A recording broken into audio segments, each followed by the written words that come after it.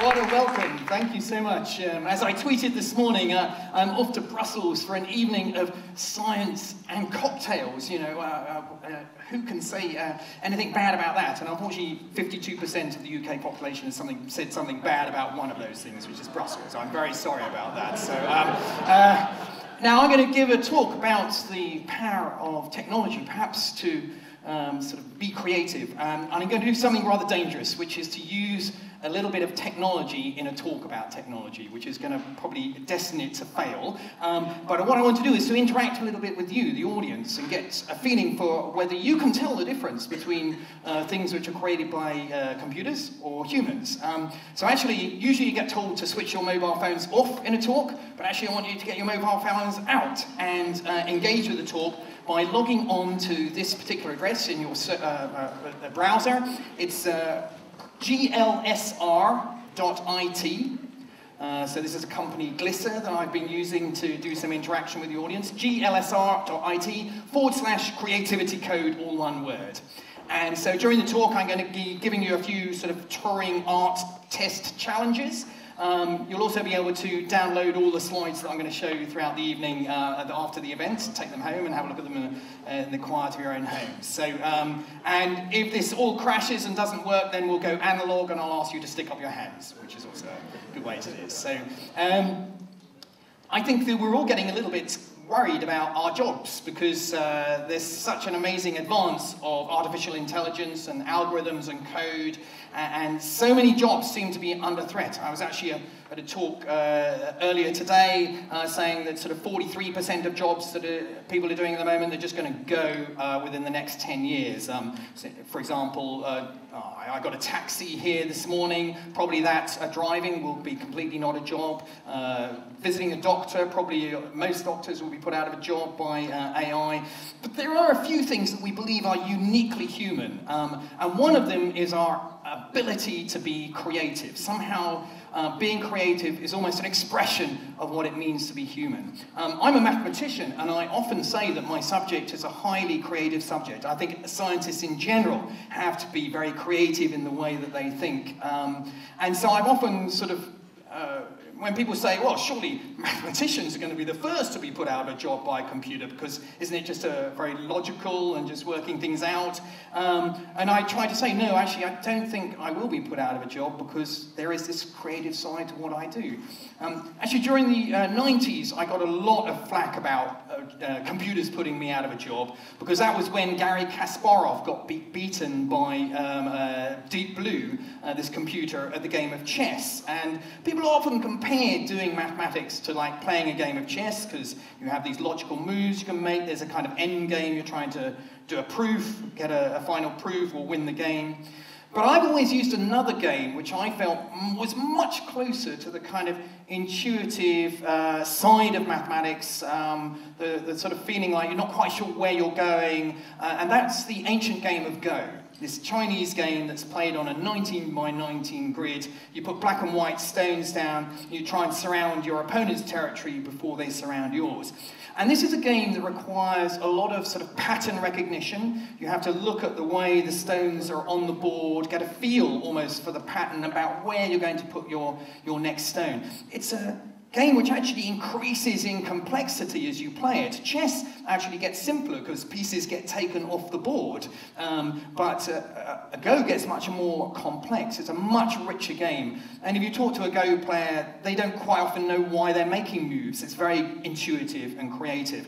So I always use this as my protective shield against why a computer couldn't do maths, because it turned out that it's almost impossible to code up the way that somebody plays the game of Go. And any attempt to create a computer to play Go would easily be beaten by just an amateur at this game. But a few years ago, I realized that things were changing. There's been a phase change in artificial intelligence in code. And you probably remember this story a couple of years ago where a company in London, DeepMind, had developed an algorithm that they believed could play this game at an incredibly high level. And the phase change that happened is this new way of doing code. In the past, you would have to write code in a very top-down manner. You would have to write the instructions. If this, then do that. But they had developed a way of writing code from the bottom up, and this is this thing you've probably heard of, machine learning, deep learning, where actually you write code such that it can learn as it encounters new data. So in this case, DeepMind gave this piece of code all the human games that had been played, they were all online, and it learnt how to play the game from the way the humans had won and lost the game. And then after it had done that, it started to create synthetic data. It started to play itself, and it would see which versions of itself would beat other ones, and it would prioritize moves that won the game and downgrade moves that seemed to be weak moves. And then after a while, DeepMind felt that they had an algorithm that could challenge the world's best, in this case, Lee Sedol, a Korean player. When Lee Sedol heard that they were going to challenge him, he was totally dismissive of this piece of code, said, I'm going to be able to smash it 5-0.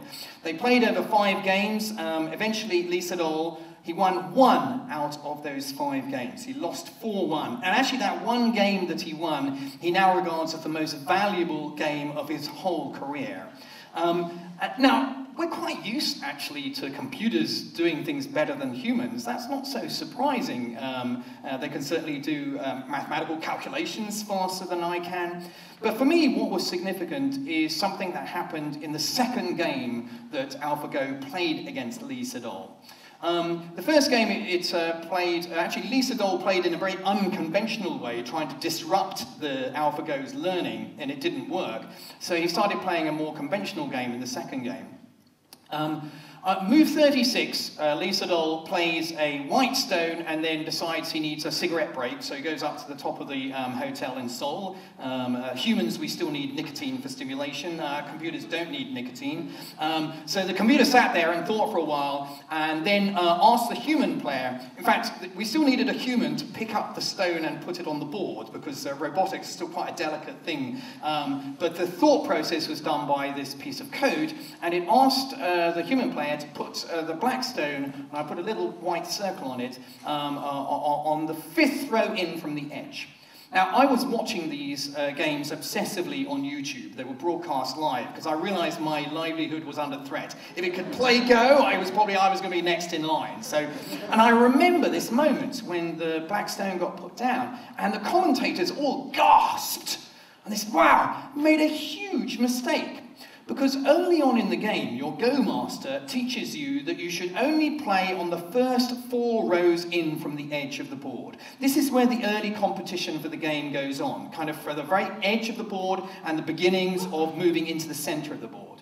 So this playing on the 5th row in is regarded by your Go master as a very weak move. And so all the commentators are saying, wow, Lee Sedol is going to be able to win this match and it'll be equal 1-1. Lee Sedol comes down from his cigarette break, and you can see the shock on his face as he looks at this stone on the 5th row in. But he's slightly more suspicious of this thing, so he thinks for a long while before he starts to make his next moves. As the game goes on, territory begins to build from the bottom right-hand corner, and it turns out that move 37, that AlphaGo made, is the crucial move, which means that AlphaGo controls that whole territory, and it wins the second game. Now, for me, this move passes 3 of the tests that I believe we should be looking for in something that we call creative. I was on a committee at the Royal Society in London looking at the impacts that this new technology is having on society, the way that it's going to change the way we interact with things. And one of the members of the committee was a very interesting philosopher, Margaret Bowden, and she has a nice working definition, which I think is quite useful for tonight, about what we should call creative. Now, she's very interested in what she calls tin cans can do. And she says, a creative move should be something which is new. Well, that's quite easy for computers to make new things, and it's quite easy to objectively test something as new. But it should also be surprising, and it should have value. Now, surprise and value are much more subjective and vary between people, between cultures, between history. I might value a poem that I've written, and you'll all read it and think it's a load of crap. But for me, here we see, with this move 37 in game 2, I think passing all of these three things. It was a new sort of move. It certainly surprised the commentators, because you've got this gasp. And the nice thing about a game, it's easy to judge value, because did that move win it the game? Yes, it did. So I really recognized at that point that there was something new emerging out of this ability of kind of machine learning to perhaps push us into surprising places, new places, places that we might value as humans. And what's exciting for me is that there's a lot of dystopia talked about AI, but I think there's a really exciting opportunity here, and we've already seen it in the game of Go. I think as humans, we often get very stuck in particular ways of thinking. In the game of Go, there were certain ways you played the game. We thought they were optimal. They thought you would make a very good player if you played in this way. But I think you probably recognize in all your different disciplines, I certainly recognize it for me as a mathematician, I keep on repeating the same sort of thoughts over and over again. I behave more and more like a machine. And the prospect is that the AI might be able to see the way we're doing something and recommend, actually, this isn't the optimal way. If you take a risk and go down the adaptive valley and up another peak, you might find a much more superior way to do what you're doing. And in the case of the game of Go, we now understand a completely new way to play the game, really breaking the conventions of the past, which is enabling us to play this game at a much higher level. So that's the exciting thing. I think that this new technology might give us the chance to push us as humans actually to be more creative. But I'm also interested in whether computers themselves and code itself might be creative. So this culminated in this journey I've been looking over the last couple of years, looking at different art forms, looking at my own subject of mathematics, just seeing if it can be creative in this very tight confines of a game, or can it be creative in other places as well? So it culminated in this book, which just got recently published, The Creativity Code. And what I want to do this evening is to take you through a few of the stories that I uncovered whilst writing this book, to show you where AI might be being reasonably successful in being creative and where there are limitations. Actually, I'm not the first, of course, to think of the idea of code being creative. In fact, one of the first coders in history, Ada Lovelace, already was realizing that these machines that were created to do mathematical calculations, the difference engine that she saw Charles Babbage had created, she was already realizing that you could write instructions to this machine to do much more interesting things than just mathematical calculations. And we celebrate Ada Lovelace every October now for being the first coder in history. And the notes that she wrote, including sort of the ideas of how to code a machine like the difference engine to do interesting things, included this statement: the engine might compose elaborate and scientific pieces of music of any degree of complexity or extent. So she was already realizing this thing might be able to be creative in an artistic realm. After all, music is a lot of pattern and structure, lots of connections with mathematics. Maybe you could make a machine to produce patterns which developed and evolved. But she offered a word of caution about machines being creative. She wrote, "It is desirable to guard against the possibility of exaggerated ideas that might arise as to the powers of the analytic engine. The analytic engine has no pretensions whatever to originate anything. It can do whatever we order it to perform." And I think that's been our thought in the past, that, well, if we're writing code, it's us, the humans, that are telling machines what to do. We're giving them the instructions. So the machine might implement it at high speed or with a huge amount of data, but it's us, the humans, who are being creative. But I think that's beginning to change. The code that we're seeing written in this very bottom-up manner, where the code is allowed to change and mutate as it encounters new data, as it fails, and from that failure learns something and changes the parameters such that it becomes something new. We're starting to see code that is disconnecting itself from the original coder. Now, you've heard of the challenge, the Turing test. Can a computer pass itself off as a human in an interaction online? Can I tell the difference between a dialogue from a computer or from a human? Well, there's now a new test which has come out, which is called the Lovelace Test. And this is the challenge of whether a machine can originate a creative work of art such that the process is repeatable. So it must be understood by the code what it's doing. So there can't be some sort of randomness from the outside which is causing the thing to do some creative act which it won't be able to repeat, or a hardware glitch. It must be embedded in the code and be sort of determined by the code.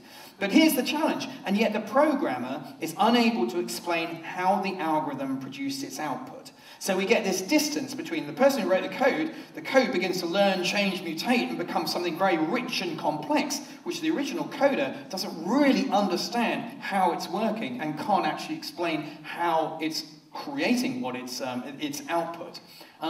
So is this possible to get this kind of disconnect from the coder, the human coder, and the code, such that we should call the code the things that are being creative, not the coder? Well, one of the biggest breakthroughs that has happened over the last few years in AI is visual recognition software. The ability to give the algorithm a lot of images and it to learn the difference between a cat and a dog in an image by asking lots of questions about that, all of those images, and building up a sort of a bank of millions of questions that it will give to an image so it can make those distinctions, has been one of the big breakthroughs. I made a program for the BBC about artificial intelligence a few years ago for the Turing anniversary. And I remember at that point, computer programmers saying, you know, this is going to be an impossible task to get a computer to recognize what's in an image. Something our brains are very good at, reading the story inside an image. And I think it's been a real surprise to many people how fast we've been able to solve that problem. So I'm going to start with my exploration about how creative can code be in the artistic realm with the visual world, because I think that's where it's perhaps been most successful. So here's your first challenge. Here are two paintings. One of these paintings is done by a human. Probably recognize which human it is, which style it is. This is Rembrandt. But one of these paintings is done by artificial intelligence. This is done by a piece of code that took all of Rembrandt's paintings. And, you know, the reason you can recognize that as a Rembrandt is that Rembrandt has a very particular style of painting. His use of light, the way his sitters sit for a portrait, the particular expression in the faces. And so this piece of code took all of the data and learned those particular styles and was able then to produce something which could match that style.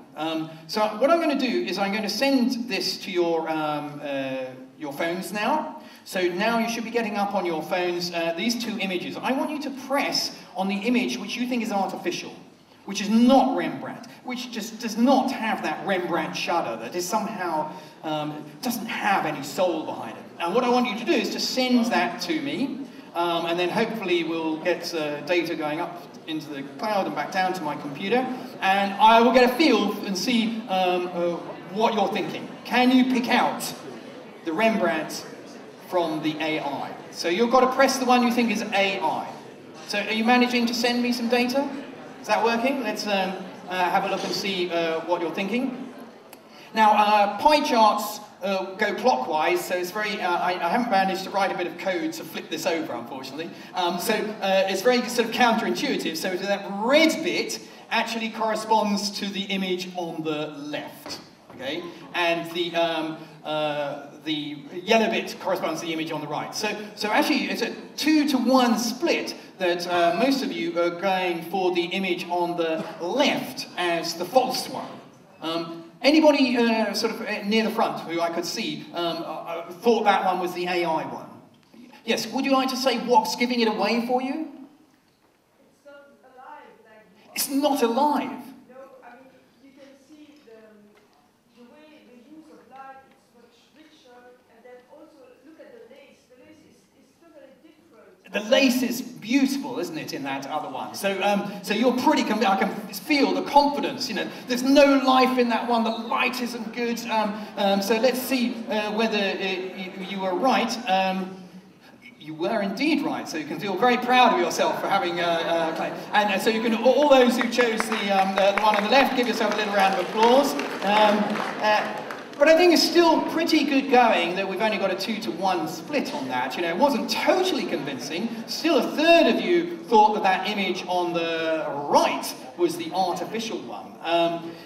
So actually, there was a Rembrandt expert who hated the idea of using code to create another Rembrandt, who came along and was asked to criticize this image, the one on the left. And actually, this was, not only did they understand the actual sort of the actual picture, but they even understood the style of painting. So if you've seen a Rembrandt, it's very visceral, very three-dimensional, the way he puts paint on the canvas. So they'd even analysed the style of paint, and they 3D printed this image. And the Rembrandt expert who came along, the only thing he could find to criticise it was that the style of paint on the canvas apparently was 20 years earlier than the particular style of the portrait that had been produced. So the team thought they'd done pretty well if that was the only thing it could be criticised for. You might say, well, what's the point about creating another Rembrandt? In fact, one of my favourite art critics in The Guardian newspaper in London, he's very anti-AI. He has anything to code getting anywhere near art he doesn't like at all. And he wrote this about this particular project. He said, what a horrible, tasteless, insensitive and soulless travesty of all of this creative in human nature when technology is used for things it should never be used for. But frankly, anyone who wears a shirt like that, I don't really quite trust as an art critic. But I think he does have a certain point. You know, what's the point about we've already got great Rembrandts. Why do we need another one? But actually, I think there is a point, because the power of this technology is that you can give it data, and it can sometimes see new things in old data that you've been looking at for ages, and give you new insights. Not Rembrandt, but in the case of someone like Jackson Pollock, if you take a mathematical analysis and take algorithms to look at Pollock's work, what makes a Jackson Pollock so special?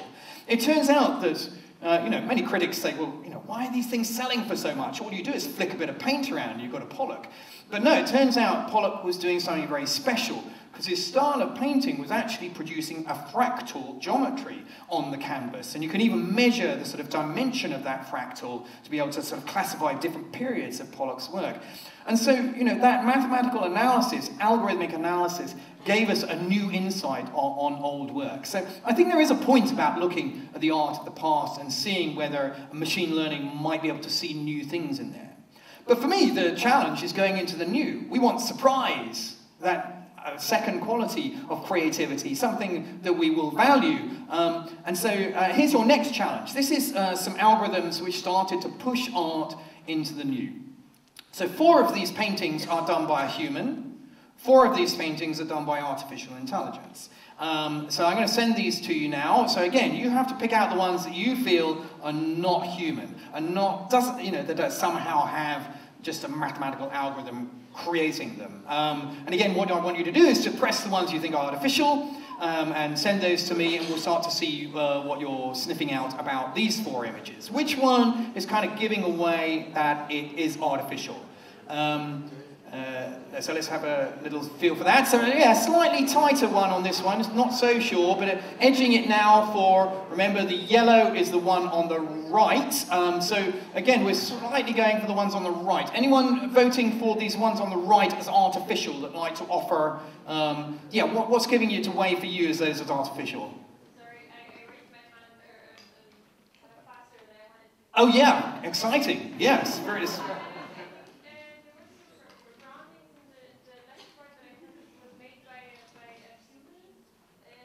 The left one you felt was made by a human because the shapes, a little bit more organic maybe, or something. Yeah, anyone else like to offer a reason why they felt the ones on the right are artificial? You feel there's a deeper layering of the ones on the left. That's interesting, because on the ones on the right, certainly there's a sort of higher degree of complexity to the ones on the right. And actually, that's interesting because, let's go back to your vote. So, wow, got it. That's the Brexit vote.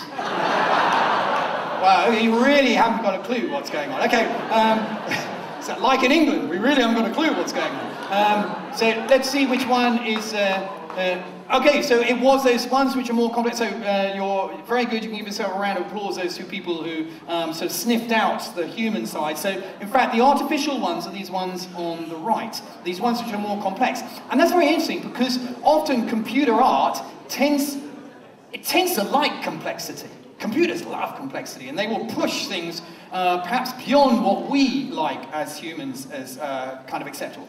But what's interesting, these paintings were shown at Basel Art Fair together, and a whole load of them. People were not told that there were any computers involved in this at all. They were just asked for their reaction to these paintings. And actually, these four on the left produced a much more emotional response from the audience than the human-created ones. And when they were then told, oh, well, these are actually created by computers, they felt very cheated. You know, they felt like, whoa, because, you know, when we look at a piece of art, listen to a piece of music, what do we want? We want to feel like we're connecting with another human soul or another human way of looking at the world. And so you feel very cheated if there's kind of no emotions there. But then again, you know, if I tell you a joke and you laugh at the joke, and then I tell you, oh, that was created by artificial intelligence, does that invalidate your laughter? I don't think it does. So you've got to really question, you know, what is going on here with your reaction to these things. And again, I think that having an emotional response to this isn't surprising. This is actually two algorithms in something called a creative adversarial network, which sort of work together, almost against each other in competition, to create something new and interesting. So one algorithm takes all of the art of the last 1,500 years, and we've classified that art into different styles, you know, cubist art, pointillist art, and it understands the characteristics of each of those styles. So it almost becomes an art historian. If you give it a painting, it will probably be able to classify which sort of style that is. But then it's tasked with creating something which doesn't fit into any of those styles. So it's got to break the styles. But it can't go too far, so it sort of knows what art is, so it's got to still stay within the confines of what we believe is art. And then the second algorithm, the discriminator algorithm, takes the output of the first algorithm and either says, well, no, that's far too close to a style I recognize already. I can classify that, so it's not pushing, it's not surprising enough. Or else it says, well, you've gone too far, that is not art. And so these two in competition actually produce the results that you're seeing here. Now, firstly, these algorithms have learned on the art that we have produced in the past, which is full of our emotional world. So it's not surprising that it's going to produce something that resonates with our emotional world. This is a new filter on our way of seeing the world. So it's still got human creativity inside it. But the other exciting thing is I think this captures very much how a creative mind works. In my own work as a mathematician, I very often collaborate with other people around the world, and will often play these two roles of one algorithm generating ideas and the other one being a kind of discriminator and saying, no, that's not going to work. So I have a collaborator in Germany, I'm the kind of bubbly creator one, and he's the discriminator. Then I have a completely different relationship with a mathematician in the Middle East. He's the kind of bubbly creator one, and I'm the discriminator. And I think you know, many artists talk about this idea that you have these two mindsets, good cop, bad cop, working in your head, making something and then making choices about what is working, what isn't working. Here's Paul Valéry, French poet, who said, it takes two to invent anything. The one makes up combinations, the other one chooses. So I think this is an exciting new development. It's creating art which is kind of surprising and new, and is pushing us into the realms of perhaps something, some sort of computer art which is kind of interesting. But actually, the most interesting visual art that I saw actually isn't particularly brilliant art, but I think does go to the heart of why we as humans started creating art in the first place. As I said, you know, you felt cheated when you were told that that was created by a computer because you want to connect with another human, with another way of seeing the world, another kind of internal world. That's sort of the challenge of art, is to try and make people feel what it's like to be me. And so I think one of the most interesting examples I saw was actually taking something like Google recognition software, which is incredibly very good and powerful, but asking the algorithm, well, okay, you're good at classifying things, but how are you actually seeing the world? What do you see when you classify this thing? Is it what we're seeing? So they kind of reversed the process. They said, okay, we're going to give it a sort of a random picture, or in this case, just a picture with hardly anything in it, some jellyfish, and they asked it just to accentuate anything that they saw in this image, kind of dial it up. A bit like you'll look at the clouds and you'll say, oh, that looks a little bit like a sheep or a snake.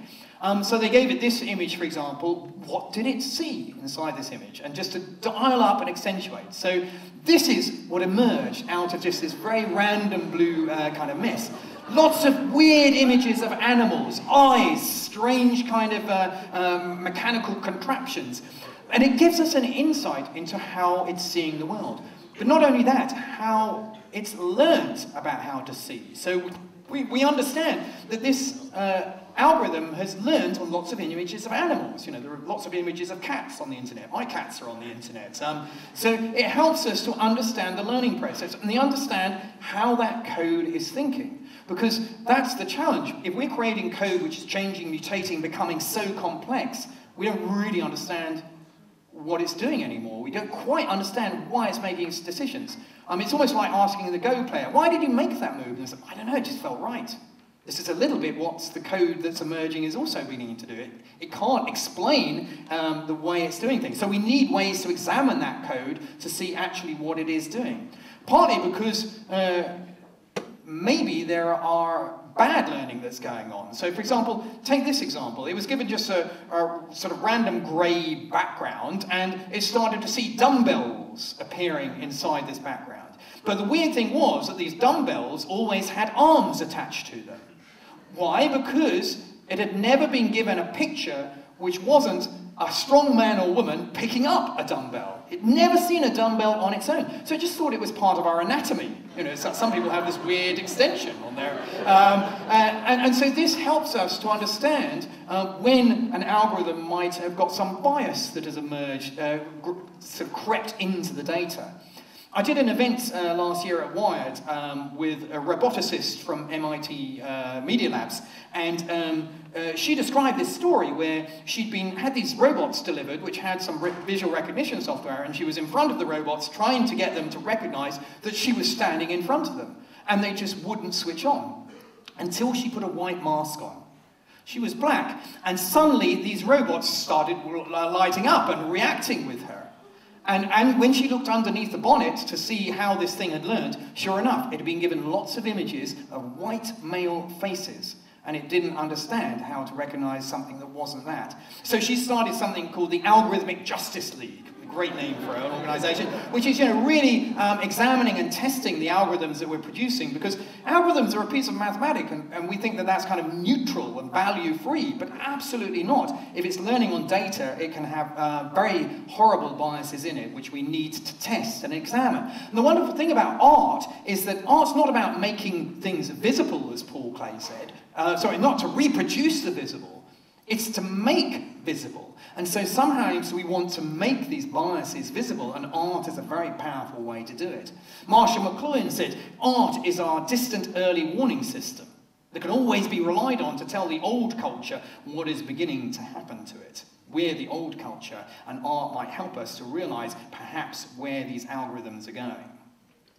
What about music? We had that challenge of Ada Lovelace. Maybe the machine can make elaborate pieces of music of any degree of complexity or extent. Well, there are lots of interesting stories in the book about music. Later, you're going to hear the band, and one of them is in fact artificial, and you've got to pick out which one is artificial. No, that's not true, actually. Well, maybe I don't know, I'm not sure, actually. But one of the interesting stories I uncovered on my journey into music, there's a lot of interesting algorithms recreating Bach, for example, a bit like that, Rembrandt. But again, what you want is something which is pushing into the new. So this was an algorithm created by François Pachet, Sony Labs in Paris, which was a jazz improviser. And what it did was to take the jazz riffs of a pianist, Bernard Lubat, And it would learn the particular patterns that Bernard liked to put together, the way he put them together, and through that learning process would start to play back a similar sort of style of music.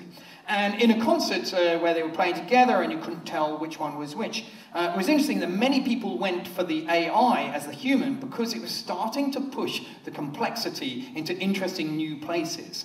And when Bernard decided to listen to this is his response. He said, wow, the system shows me ideas I could have developed, but that would have taken me years to actually develop. It's years ahead of me, yet everything it implies is unquestionably me. And that was the exciting thing. Again, here's a creative person who'd rather got stuck in his style of playing. He was putting his riffs together in a particular way, and the AI took his sound world and said, but there are so many more interesting things you can do with that world. The AI pushed him out of his rather mechanical way of playing and opened up this whole new world that he believes would have taken him a long time to discover himself. So interesting possibilities in music of AI sort of pushing into interesting realms. Francois Pachet has subsequently been poached by Spotify from Sony Labs, and he's now working for Spotify. And rather frighteningly, many of your sort of playlists on Spotify, maybe if you go running or you do meditation or yoga or something, you'll see a lot of bands on the playlist. If you look up those bands, you'll find none of them exist. Unfortunately, I think Francois is now using his algorithms to just fill these kind of playlists with music that nobody will have to pay any royalties for, unfortunately. Okay, what about, so we've done visual world, music, and what about the written word? Well, actually, interestingly, one of the first uses of computers was to create some interesting literary genre. This is Turing's lab after the Second World War. He went and created a computer up in Manchester, the Manchester Universal Computer. And somebody wrote, they started seeing these love letters appearing around the lab, rather peculiar, from the computer. And it turned out somebody had written an algorithm with a template, simple template, and had used a random number generator that Turing had developed just recently to fill the template with words of love. And so some of the first examples of computers creating things were in fact bits of literature. And in fact, this is a little bit like a poem. And poems are nice places for a computer to play in because they're very structured, they're quite small, you can be quite gnomic in a poem, and you bring a lot of creativity when you read a poem, I think, yourself as a reader. So my next challenges are 3 poems. Can you tell which of these poems is by a computer and which is by a human? Okay, so here's your first challenge. So bot or not? Can you distinguish between bot or not? So here's the first. I won't read it all, but mortal my mate, bearing my rocker heart, warm beat with cold beat company. Shall I earlier or you fail at our force, and lie the ruins of rifled, once a world of art? Okay, do you think that that is written by a computer, or do you think it's written by a human? So what I want you to do is to press bot if you think it's written by a piece of code, send that to me, or not if you think it was written by a human, and send that to me. Okay, so was that got some soul behind it, or was it just a bit of algorithms? So let's see what you're thinking. Okay, so 2/3 of you thinking it's a computer that's generated that, 1/3 of you going for perhaps that's a human. Okay, so here's your second challenge. I won't reveal yet. So your second challenge. Okay, so the question is here, how much am I messing with you? This is even quite hard to read, actually. There are smallnesses of plasticide reaction of real time, of pacts of displaced exclusionary heart, hurt, of powerlessness, magazine fired, non-dignified, as head, fatty, implied, internalized, violenced, of frozen helplessness, of off-white Okay, so I'll send that to you. So do you think that that was written by a computer, or do you think a human wrote that? So again, bot or not? So basically, how much is he messing with us? Because that's clearly kind of a bit code-like, but then he's probably kind of, oh no. But maybe he's doing a double bluff, because it'll be oh gosh. So basically, let's see what you're thinking. Okay, so now you're going for human. So you think I'm only one level of bluff here. Okay, so 2 to 1, that's a human and not a computer. But some of you are thinking, no, double bluff, that's clearly code, but it's probably, no, different. Okay, so here's your third challenge, third poem. Imagine now the dark smoke, awakened to fly all these years to another day. Notions of tangled trees, the other side of water. I see it is already here. Sequences of her face, see it is shared, and old friends pass their dreams. Computer or human? Okay, so bot or not, again. So you've gone one computer, and then you went human. So what are you going to go for this one? Let's have a look.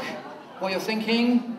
Ooh, a little less sure now. Okay, but actually, most of you are going for computer on this one, aren't you? Because, yeah, the red one's the computer. Yeah, so a little edgy for computer. Okay, so let me tell you the answers. So most of you thought that first one didn't seem to make any sense at all. Probably a computer. Poor old Gerald Manley Hopkins is going to be turning in his grave that you all thought that was written by a computer.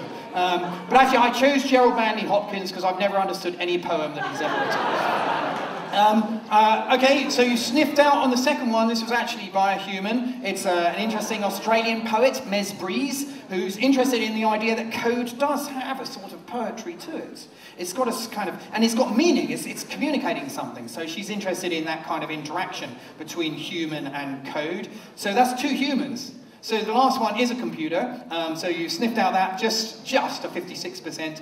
This is Ray Kurzweil, big technologist. He's took a lot of poems by people like Yeats, Eliot, and got the code to learn on their styles and kind of synthesize them. So I think that poem was a synthesis of two poets. So you did pretty well. You got one of those as well. So it was just poor Gerald Manley Hopkins that suffered. Now, poetry is quite nice because it's a small, controlled area. And actually, text generation, computers have been quite good at kind of small-scale things. In fact, I got an algorithm to write 350 words of my book.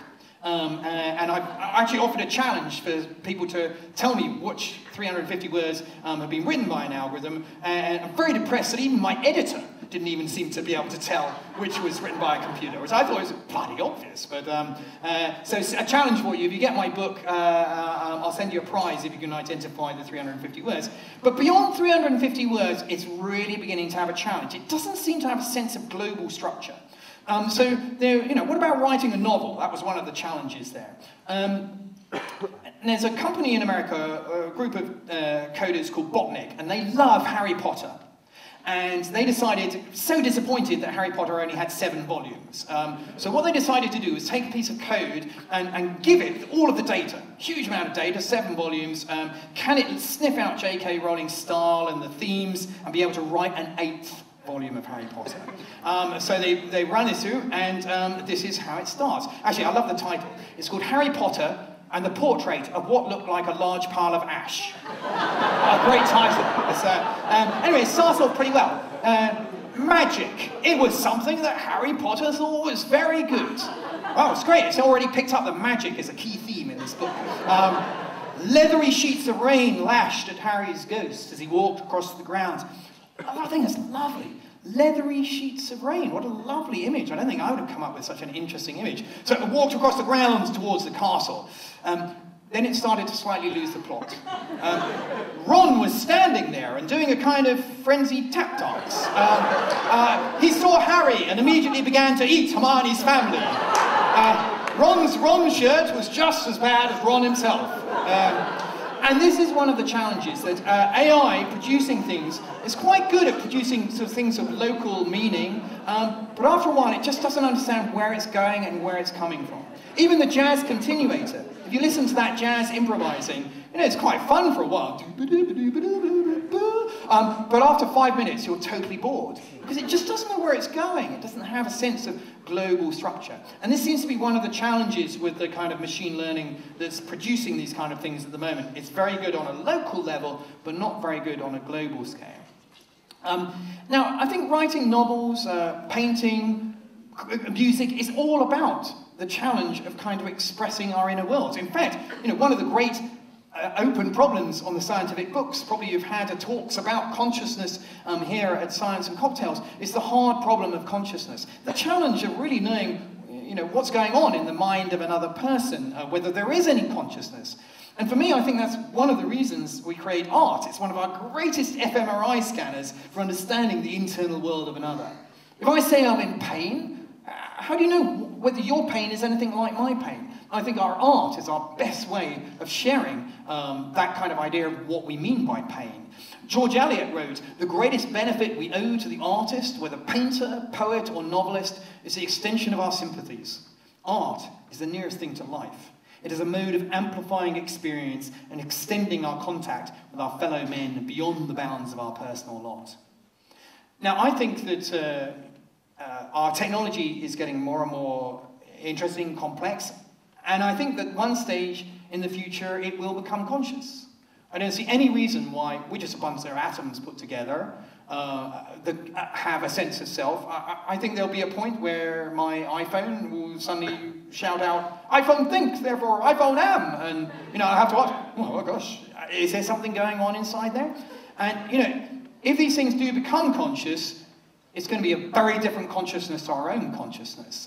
As Wittgenstein said, if a lion could speak, we could not understand him. And I think when this technology, it's already getting a sort of intuition about things, a different way of seeing the world that is very hard to examine. I think that when it becomes conscious, if it becomes conscious, whether we're going to know it's becoming conscious, that the art that it will produce, just in the same way as that deep dream of Google revealing how it sees the world, that the art that it will produce is probably going to be our best way really to understand what it might be like to be a piece of artificial intelligence. Thank you.